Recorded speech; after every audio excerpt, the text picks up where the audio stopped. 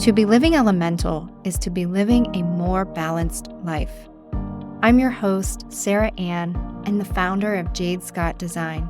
Through my interior design studio and Feng Shui practice, I awaken clients to the idea that their home is just as essential to their well-being as is to their mind and bodies.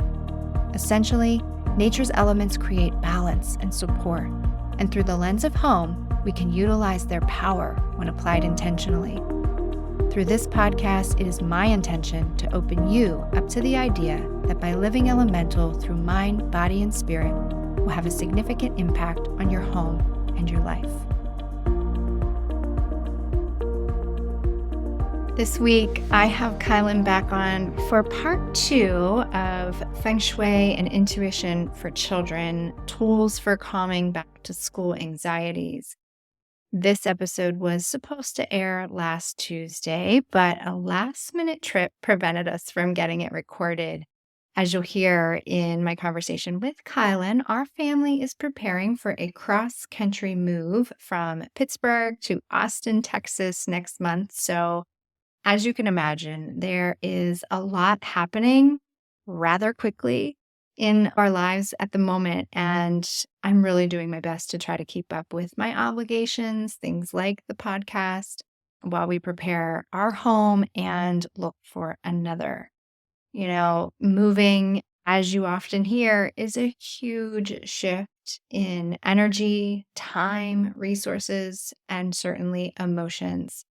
I will definitely be doing a few episodes on topics around Feng Shui for moving, buying and selling real estate, and of course, renting. So be sure you're subscribed to the podcast so you don't miss those episodes. I have a lot of ideas churning, and I've been taking a lot of notes of things coming up for me during this process. And again, it's happening really fast. So there's a lot I haven't even been able to process yet.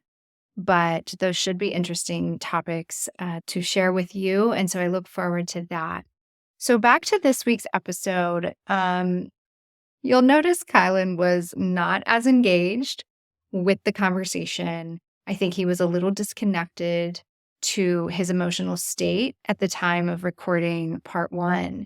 As I mentioned in this episode, this is now a whole year later. And Kylin's feeling really great about the state of things. As you'll come to hear, he ended up being reunited with his schoolmates at his previous charter school. And so it's been a huge shift in environment for him, back to something that felt safe and secure. Again, this is just sort of a fun, playful back to school episode. And just a reminder that the feng shui of our home, it really affects all of the inhabitants. So not just yourself, but your children, your partners, if you're living with a partner. Everyone is experiencing things on different levels. And so you can work with your home's energy to help make some shifts in their lives as well.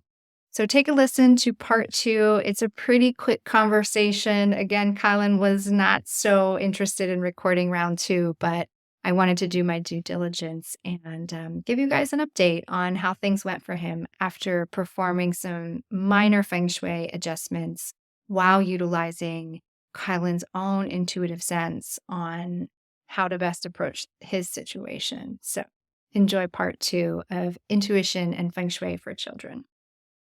All right, buddy.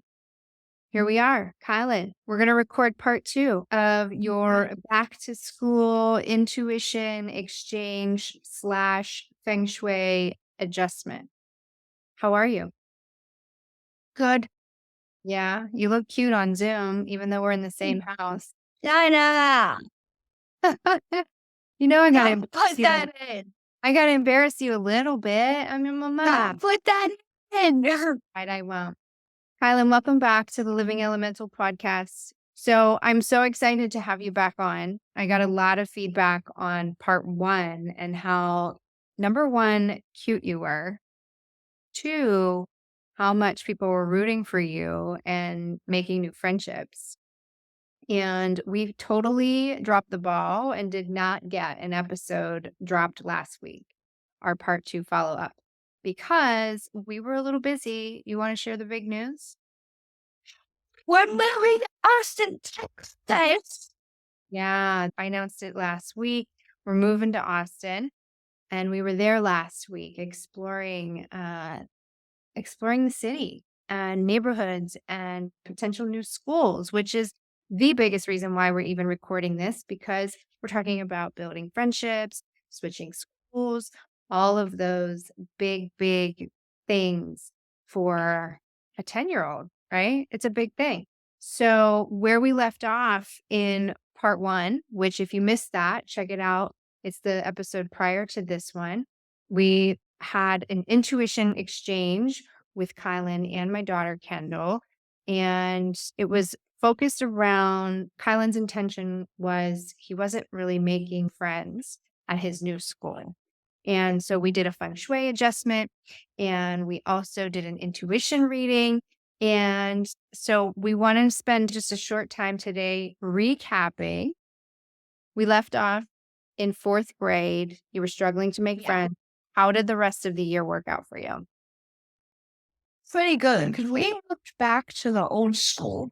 And I found out we're moving to Texas, Yeah. buddies. You're excited about that, as we all are. But I want to just focus a little bit on fourth grade because, as I said in last week's episode, you're now in fifth grade. So this was a whole year ago. So we did the feng shui adjustment. You incorporated crystal energy into your room.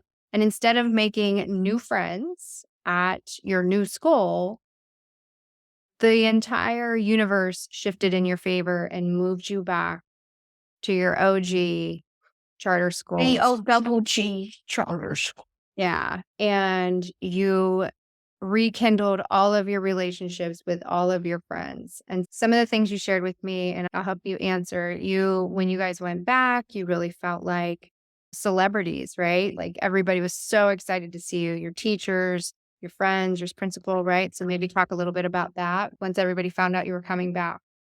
So I felt happy because everybody was super excited and they loved me. Yeah, you kind of got like a little standing ovation walking back to school, huh? And that probably made you feel really, really good. Do you think that the adjustments we made helped? I'm curious if you thought about that, like, whoa, that worked. Or were you just like in your own world, like, yeah, I'm going back to my new school? I was in my own world. You were? Oh, dang. I was hoping for answer A. Well, I was certainly in my head thinking, oh my God, you were? You know I was. Um, so yeah, you're back at your new school. You started there again this year. You're now in fifth grade.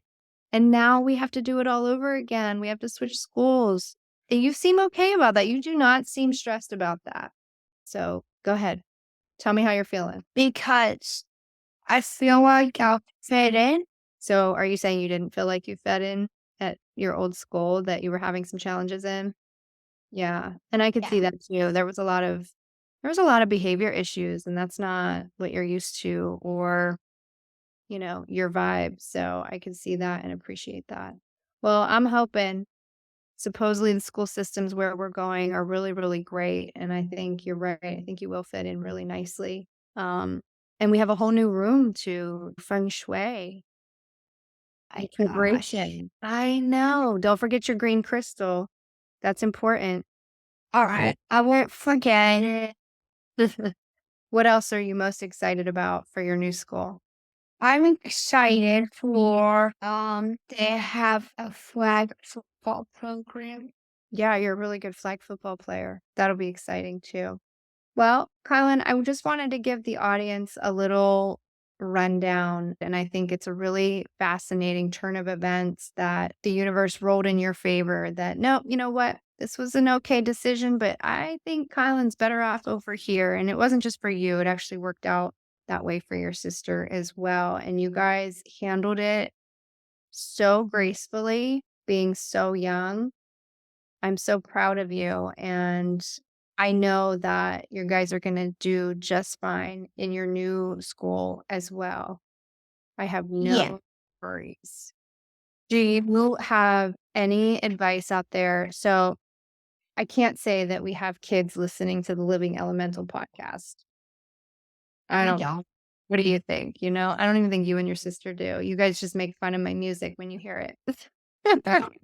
I mean, there may be like kids I told about it, Yeah, but I highly doubt like who this. listen to it. Yeah, I don't think it's that entertaining for them. Even trying to keep you focused on this follow-up call is a challenge. Don't you think? It's late though. We're recording this kind of late. Anyway, my question to you. Do you have any advice out there for maybe parents or grandparents who have children in a similar situation who are transitioning schools and maybe their kids are feeling a little anxious about it? Do you have any advice? Um, the universe will work in your favor. Oh my gosh, that's so good. That's a really famous Abraham Hicks line.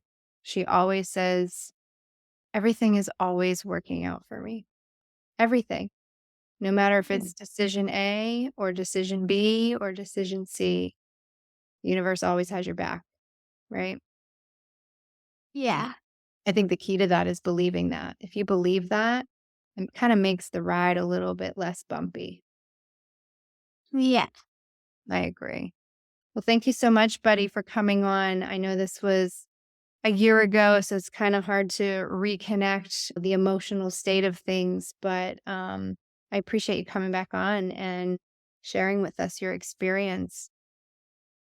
Mhm. Okay. Thank you. Oh, thank you. Great. Well, you need to go brush your teeth now, okay? No, I don't. Never. That is, yes, never is very true. Just kidding. Okay, go brush your teeth now. I love you. No. What can I say? I warned you. Kylin was not as into being a guest in part 2 as he was in part 1. And again, if you missed part 1, make sure you go back and have a listen. After Kylin set his intention of making new friends and helping him incorporate some minor feng shui adjustments, Kylin didn't really need to make new friends. His old ones were simply rekindled by going back to his previous school.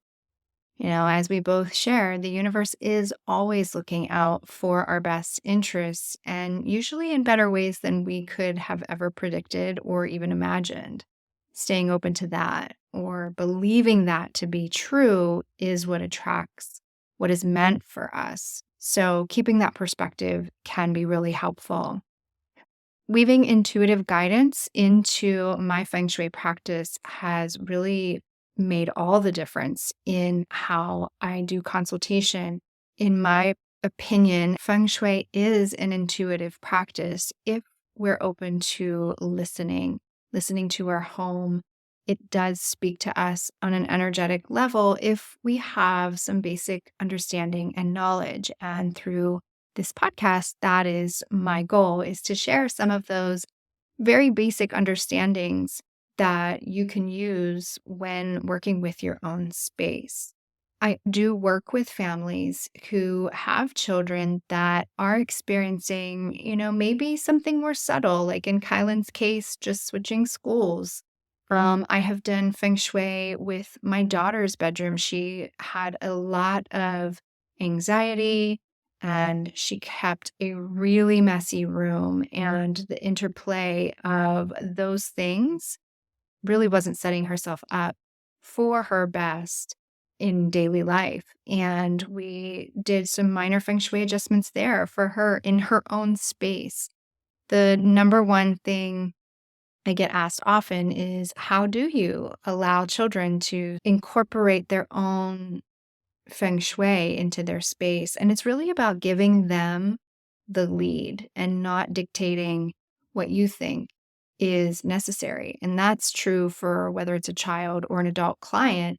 It's really about listening to what they're sharing with me. That's really what drives the consultation. And so, again, the same is true for children, giving them the freedom and the safe space to really bring to the table what's important for them in a space, because kids are already intuitive. They know what's best for them. So if you're interested in a Feng Shui consultation for yourself or your children, remember it is very intuitive led, not just by mine, but also yours. It's a really lovely interplay that unfolds in a session. And so if you're interested, please reach out via my website, jadescottdesign.com. The link is available in the show notes. And again, make sure you're following us on Instagram. Also, be sure you are subscribed to this podcast. If you enjoyed any or all episodes, please do me a favor and write a 5-star review. I read every single one and I love watching them come in. Until next time, my friends, much love and gratitude.